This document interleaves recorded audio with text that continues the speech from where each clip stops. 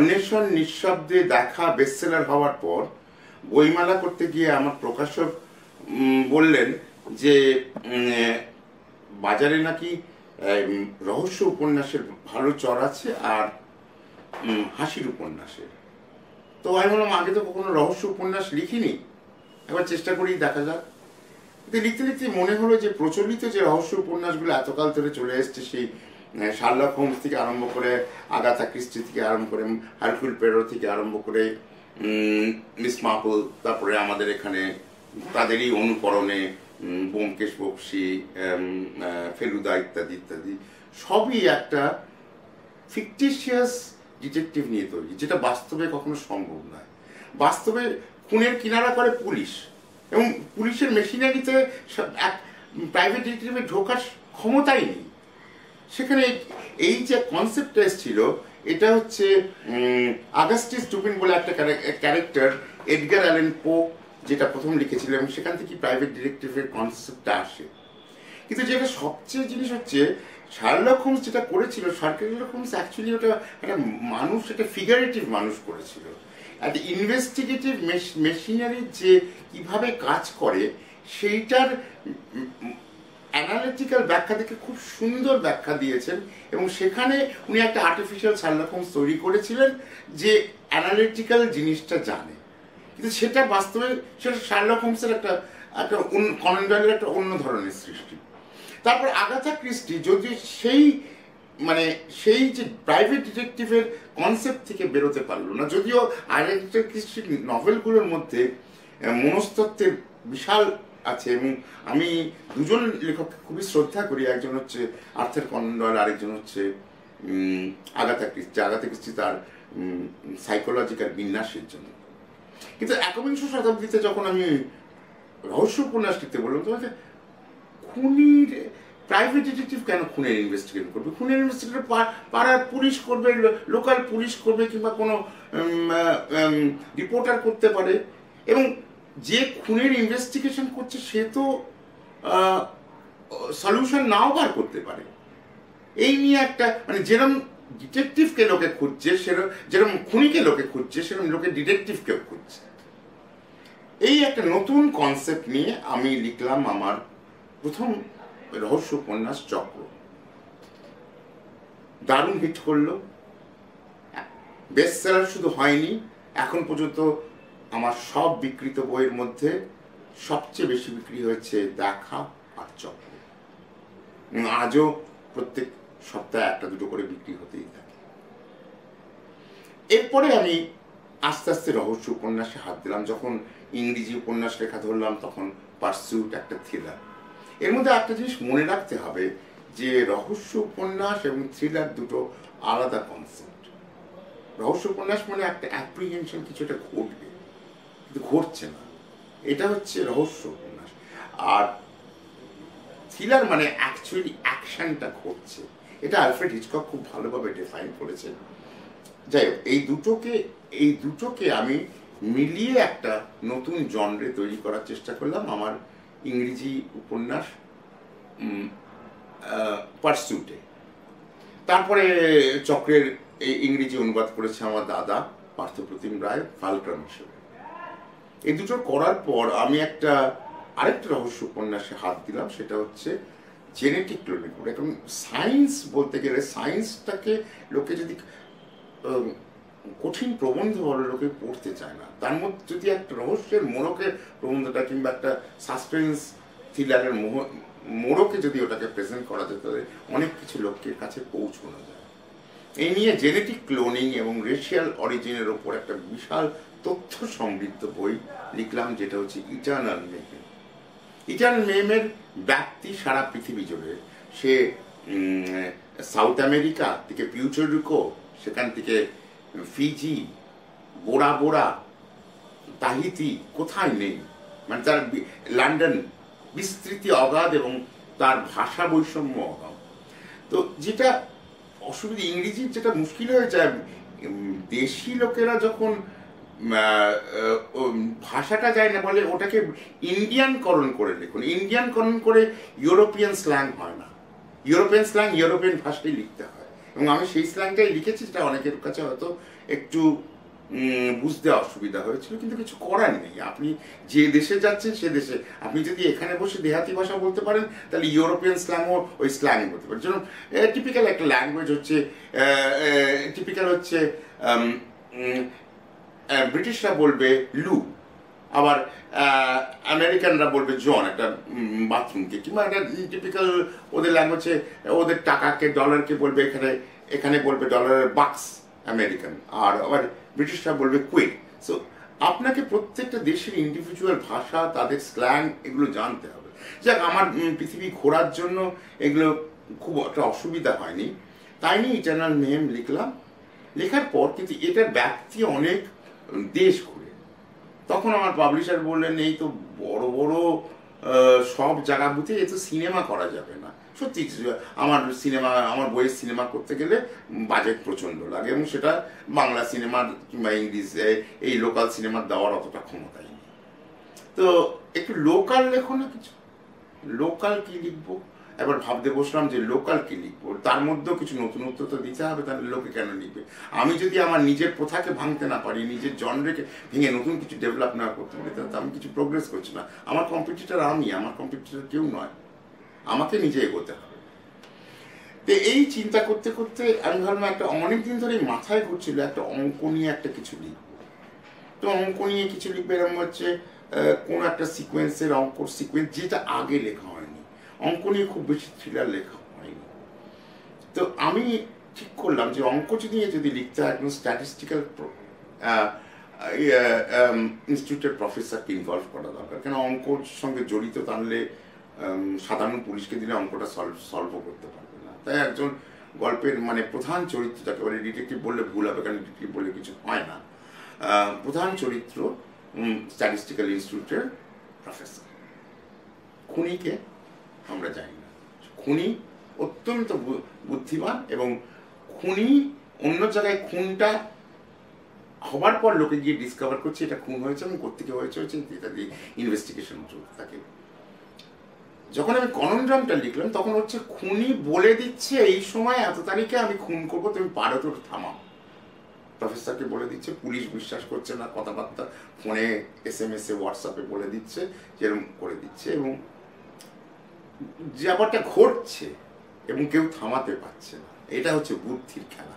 এবং যেহেতু আগের উপন্যাসগুলোতে প্রচুর খুন ছিল, কোনো প্রথাগত খুনের অস্ত্র আমি এখানে ব্যবহার করিনি, আগেরগুলোতেও করিনি, এটাতে তো আবার আগেরগুলোর থেকে অন্যান্য জিনিস নতুন কিছু তৈরি করতে হয়েছে।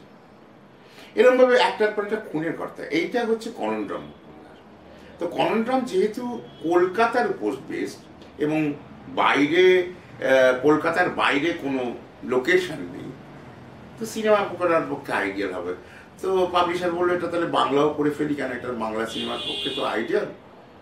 ঠিক আছে, আমায় সাহায্যে এগিয়ে এলেন যিনি আমার কপি এডিট করেন, অভিজিৎ মুখোপাধ্যায়। উনি বললেন আমি পার্থবাবুকে বলে দেবো, পার্থবাবু সময় পেলে করে দেবেন। অসংখ্য ধন্যবাদ। পার্থবাবু আর অভিজিৎবাবু মিলেই এই বইটা করেছেন, আমার কিচ্ছু অবদান নেই, এবং যা কিছু কৃতিত্ব এই প্রহেলিকা বইয়ের জন্য সেটা ওদেরই।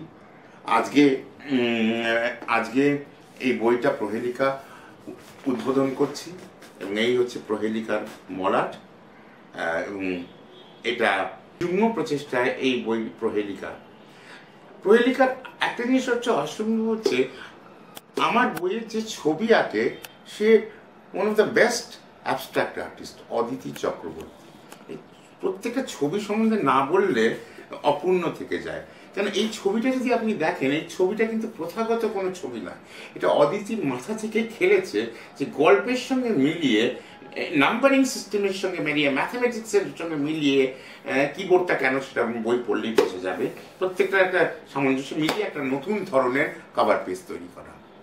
অদিতিকে অসংখ্য অসংখ্য ধন্যবাদ। অদিতি প্রত্যেকটা কভার পেজ এঁকেছে এক নতুন চিন্তা নিয়ে, নতুন ভাবনা নিয়ে, যেটা সচরাচর ইংরেজি কিংবা বাংলা ইংরেজিকে বইতেও পাওয়া যায় না এরকম ধরনের। বইটা যখন এই প্রহেলিকা কিংবা কনন্ড্রাম যখন শেষ করেছিলাম, তখন আমার দাদা বলেছিল এই ধরনের ম্যাথমেটিক্স বেস ছিল তো ইংরেজিতেও লেখা হয়নি, না তুমি আমার চেয়ে অনেক বেশি পড়ো, বলতে পারবে। তবে আমি ভাঙতে চেয়েছি, প্রথাটাকে বারবার ভাঙতে চেয়েছি, এবং সবচেয়ে বড় কথা নিজের তৈরি প্রথাকে নিজেই ভাঙছি। যদি নিজেকে নতুনভাবে তৈরি না করতে পারলাম তাহলে লিখছি কেন? লেখা তুমি আত্মদহনে চলো, যদি নতুন সুরে নতুন তালে না কিছু বলতে পারো।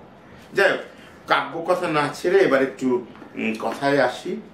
এবার অভিজিৎ পার্থবাবুর ভূমিকাটা আমার বিশেষ করে পড়ার ইচ্ছে আছে, কারণ এটা অত্যন্ত ভালো উনি ভূমিকা লিখেছেন, এবং সেটা পড়ছি। এই প্রহেলিকার ভূমিকা।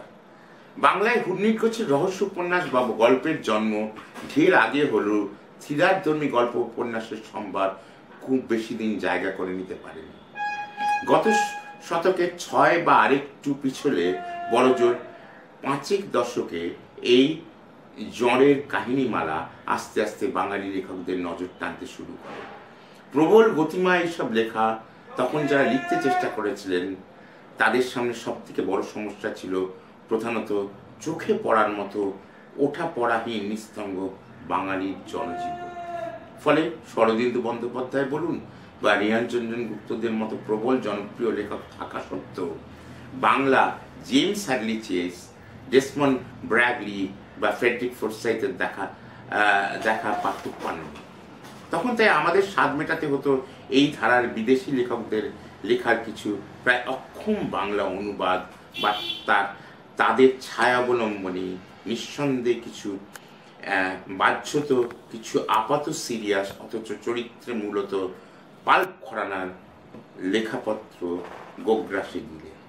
রোমাঞ্চ বা রহস্য পত্রিকা গোছের সাময়িকগুলো তখন সবে বাজারে আসতে শুরু করেই আম পাঠকদের মধ্যে বিপুল জনপ্রিয়তা অর্জন করে। শহরে মফস্বলে তখন রমরম করে চলতে থাকে লাইব্রেরি বইয়ের ক্যাটালগ ঘাটলে এইসব সাক্ষাৎ আজও মিলতে পারে। অবস্থার ভেতরে ভেতরে হলেও বদল ঘটতে শুরু করেছিল মোটামুটি 8-এর শেষ বা 9-এর দশকের গোড়া থেকে, এবং তার স্পষ্ট অভিঘাত টের পাওয়া যেতে থাকলো 21 শতকে বা পা রাখার সঙ্গে সঙ্গে। আন্তর্জাতিক দুনিয়া বাঙালি পাঠককে এনে দাঁড় করিয়ে দিল ক্রমপরিবর্তমান আন্তর্জাতিক প্রেক্ষিতের ঠিক মধ্যিখানে। মানসিকতায় বিশ্বগ্রামের বাসিন্দা হয়ে হয়তো তখনও হতে পারেনি পুরোপুরি, তবুও আমাদের ভাবনা তথা দৃষ্টিকোণের ক্ষেত্রে তখন কিছু ঘটে যাচ্ছে বিপুল বদল বদল। জীবনকে দেখার চোখটাই যেমন তখন বদলে যাচ্ছিল ভেতরে বাইরে, বিভিন্ন চাপের মুখে পড়ে, তেমনি পুরনো মূল্যবোধগুলো একই সঙ্গে সম্মুখীন হচ্ছিল নানা প্রশ্নের চ্যালেঞ্জে। সবথেকে বড় কথা, ভাঙতে ভাঙতে এতদিন এসে টের পাওয়া যাচ্ছিল যৌথ পরিবার ভিত্তিক মানসিকতার গরমটাই কিভাবে আক্রান্ত হচ্ছে প্রতিনিয়ত। কিন্তু সঙ্গে সঙ্গে কোনো নতুন কোনো আঁকড়ে ধরার মতো মনোসামাজিক অবলম্বন মিলছে না যেহেতু, ফলে সামাজিক উপরিকাঠামোর চেহারাটাই যতদিন যাচ্ছিল হয়ে উঠছিল বেশ খানিকটা বকচ্ছপ করছে। এবং বাড়তি মজাটা হলো এর মধ্যে যেহেতু রক্তের ভেতরে শিকড় গেড়ে থাকা আদ্যন্ত বাঙালি মূল্যবোধকে টিকে থাকার জন্য অবলম্বন খুঁজতে হচ্ছে প্রাণপণে।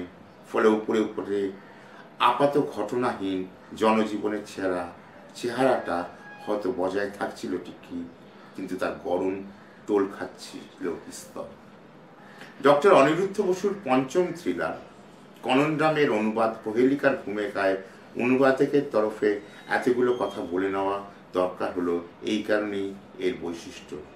ডক্টর বসু তার এই লেখায় চেয়েছেন মূলত পাঠককে এই 21 শতকে এসে সতত বদলে যেতে থাকা আধুনিক বাঙালি মেগাপলিসের মনস্তাত্ত্বিক সংঘাতগুলি ঠিক মধ্যখানে টেনে হিচড়ে দাঁড় করিয়ে দিতে। কননরাম যাকে ঘিরে একের পর এক খুনের ঘটনা ঘটছে, সে সেই ঘটনাগুলি ঘটিয়েছে ও যে জন্য ঘটিয়েছে তারা বেই বা কোনোটাই অসাধারণ নয়। এমনকি থ্রিলারের কেন্দ্রীয় চরিত্রটা একদম আর 5 জনের মতোই সাধারণ এক বুদ্ধিমান বাঙালি যুবক মাত্র, যে নিজের পরিসংখ্যানবিদের পেশায় যথেষ্ট সফল। এবং একই সঙ্গে আধুনিক সময়ের সব থেকে বড় বৈশিষ্ট্য উচ্চাকাঙ্ক্ষার শিকার বটে। এটা খুব প্রযোজ্য গল্পের শেষের দিকে গেলে বোঝা যাবে। তাকে কে বা কারা রীতিমতো চ্যালেঞ্জ ছুড়ে দিয়ে নির্বিকারভাবে খুনগুলো করে চলেছে সেটা নিয়ে উপন্যাস, যা শেষে এসে লেখক পাঠককেও প্রশ্নের মুখোমুখি দাঁড় করিয়ে দেবেন যে আমাদের এই যে আইন ব্যবস্থার মূল ভিত, এটাই বা অপরাধী শনাক্তকরণ কতটা যুক্তি। বাকি চরিত্রগুলো কেউই অসাধারণ তো নয়, এমনকি একটি চরিত্র বিকাশ তো পেশায় পুলিশ হয়েও মোটামুটি আমার আপনার থেকেও বিরাট কিছু বুদ্ধিমান শক্তিমান নয়। দোষী গুণে মেশানো মানুষ হিসেবেই প্রায় সে এমন সব কাণ্ড ঘুরিয়ে বসে যা তাকে প্রায় হাস্যাস্পদ করে তোলে। কননড্রামের ভিড় এইসব অ্যাডভেঞ্চারদের নিয়েই। আপনার আমার মতোই যারা কিছুতেই নিজের গণ্ডি ভেঙে বেরোবার সাহস ধরে না তো বটেই, বেরোতে কিছুটা চায়ও না। এইসব অ্যাভারেজ মানুষগুলির স্বার্থের দ্বন্দ্বই একদিকে যেমন এ লেখার প্রাণ, তেমনি উপন্যাসের অন্তর্নিহিত প্রহেলিকারও কেন্দ্রভূমি, যা শেষ পর্যন্ত পাঠককে এনে দাঁড় করিয়ে নীতি বা নৈতিকতার প্রশ্নের মধ্যে। এখানে এই কথাটা বিশেষ প্রযোজ্যটা আমার কথা আসলে, যে গল্পের শেষ 4টে পাতা যদি না পড়েন তাহলে বলবে এই গল্পের মধ্যে যে নতুন দর্শন দেওয়ার চেষ্টা করেছি সেটা বোধহয় এর আগে লেখা হয়নি, এবং এর কথাই পার্থবাবু এখানে বলেছেন। কননড্রাম পাঠককে আরও যে জায়গায় চমকে দেয় সেটা হলো লেখকের নির্বিকার ম্যাটার অফ ফ্যাক্ট দৃষ্টি তথা লিখন ভঙ্গি। এই দৃষ্টিকোণ থেকেই তিনি আমাদের এই আধুনিক মেগাপলিসের মনকে দেখেছেন এবং পরতে পরতে মেলে ধরে আমাদেরও দেখিয়েছেন।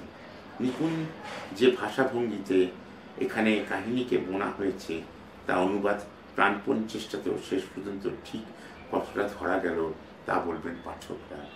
অনুবাদের বিভিন্নভাবে পরামর্শ দিয়ে সাহায্য করেছেন বন্ধু অভিজিৎ মুখোপাধ্যায়, আলাদা করে তাকে ধন্যবাদ দিয়ে ছোট নাই বা বললাম। আমি আর কিছু বলতে চাই না।